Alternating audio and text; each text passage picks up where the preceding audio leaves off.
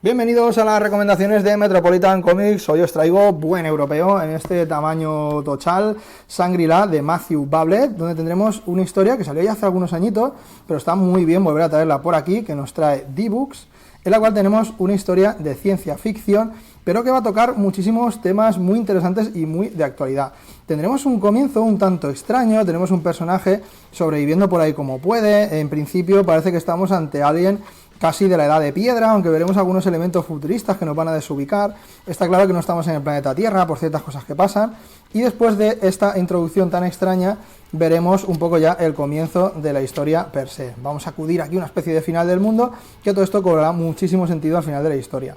Nos vamos a retrotraer 1.000.000 de años más tarde, ni más ni menos, en un mundo en el que al parecer el planeta Tierra está inhabitable, o sea, por una serie de cosas que ocurren que no se concretan mucho. La gente ha tenido que vivir un poco a unos cuantos millones de años luz en distintas estaciones espaciales sin poder regresar a su planeta, lo cual es bastante dramático porque todos los días ven el planeta Tierra desde esa estación, pero no pueden ir allí. Es como algo que anhelan, algo que echaron a perder, que destruyeron y a lo que nunca pueden volver.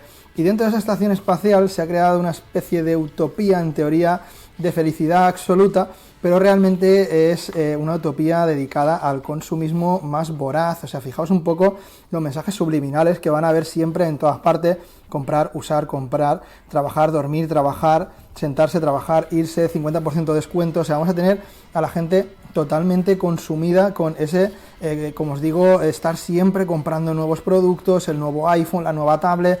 Vamos a ir viendo un poco esa crítica social a la sociedad actual en la que vivimos, donde la gente prácticamente solo vive para trabajar, para consumir y habita en infraviviendas. O sea, fijaos un poco cómo habita la gente en esta especie de F, donde tienen prácticamente una cama, una mini cocina y poco más, un espacio para hacer sus necesidades y ya está. Y todo el día con esa presión mediática siempre de tener que estar comprando, trabajando, que trabajen más horas para poder comprar más cosas. Bueno, vivimos en una sociedad de ese estilo. Vamos a tener muchos otros matices, ya que van a existir una subraza llamada los animoides, que como veis son una especie de furrillos, son una especie de humanoides animales, que es muy triste, es una revelación bastante jodida saber un poco para qué existe esto aquí en esta sociedad. Básicamente vivimos, como os digo, en un entorno muy cerrado, muy controlado por esas élites que van a estar un poco monitoreando y controlando a todo el mundo, y para tener esa vía de escape, para que la gente pueda desquitarse de alguna forma, crean estos animoides a modo de que focalicen su rabia, su ira en ellos, ya que vamos a ver un poco un rollito muy nazi, en el que estos animoides, por ejemplo, no van a poder acceder a ciertos sitios, van a estar prohibidos. Como podéis ver aquí, tenemos una señal, como pasaba con los judíos, no pueden pasar aquí, no pueden hacer ciertas cosas, van a tener unas limitaciones. Como os digo, van a servir para que la sociedad, cuando esté frustrada, lo pague con ellos. O sea, es muy duro, muchas cosas que se tratan aquí.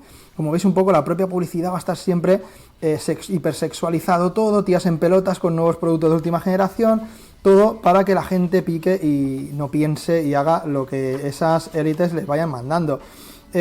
Como suele pasar en este tipo de historias, pues va a haber un despertar, va a pasar una serie de cosas que al final van a revolucionar todo y bueno, vamos a tener un final apoteósico donde todas esas pequeñas tramas que se han ido abriendo van a estallar. También veremos que lejos de la estación principal existen como ciertos sitios donde se está experimentando con una materia que en teoría sería como algo que podría hacer que volvieran a repoblar un planeta de nuevo. Veremos también la creación de una especie de nueva raza que están creando poco a poco, que también todo eso va a confluir al final.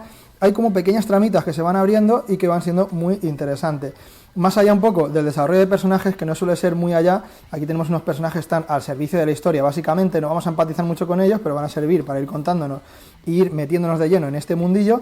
La historia, la verdad, que avanza con muy buen ritmo, se disfruta muchísimo. Yo me la he leído en una tarde, en un momentito, y como os digo, muy disfrutona. En cuanto al dibujo, sí que es cierto que quizá no sea excesivamente llamativo. O sea, tenemos un dibujo donde muchas veces no sabes muy bien qué personaje es cada uno, porque todos tienen rostros muy similares, tienen un poco este estilo un poco minimalista, ¿no? Estas facciones que se limitan a 4 trazos locos, que bueno, funciona bien, sí que le da pues ese toque un poco de distopía, de crear un poco pues esta sociedad diferente, ¿no? Este mundillo raruno también en cierta manera, que de esta forma sí que funciona, aunque no es excesivamente llamativo, ¿vale? El dibujo no es algo a mí que me ha gustado demasiado, pero bueno, la historia era tan interesante, tan buena, que al final te dejas un poquito llevar por ella. Y bueno, esos grandes cómics europeos que se han recomendado bastante en su momento, pero que está bien volver a traer aquí a la palestra y si queréis disfrutar de algo diferente, si queréis ver una historia que os va a remover un poquito por dentro porque va a tocar temas que, como os digo, vamos enfocados a ello, el consumismo extremo, las infraviviendas, o sea, es que eso es el día a día de hoy. Yo la verdad que me he sentido muy identificado con muchas de las cosas que he leído por aquí y, como os digo, esa resolución final que encaja con ese principio extraño que os he dicho, que la verdad que es ese broche de oro a esta historia. Si os gusta la ciencia ficción, si os gustan este tipo de obras diferentes que tocan temas más interesantes a lo mejor que el cómic mainstream habitual, pues dale una oportunidad a este Shangri-La de Matthew Bablet, autor completo, que eso también es muy a valorar. Así que nada, un buen like si os ha gustado, suscribiros si no estáis suscritos y estad atentos a próximas recomendaciones de Metropolitan Comics. Hasta la próxima.